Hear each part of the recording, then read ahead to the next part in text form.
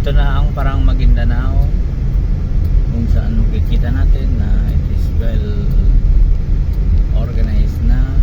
Hindi na siya katulad ng dati na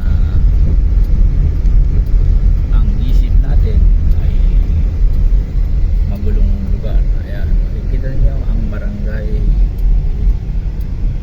Poblacion 2, parang Maguindanao, kung saan kita natin na masaya na ang paligid, peaceful, at hindi na katulad ng kinakatakutan na ang Mindanao ay isang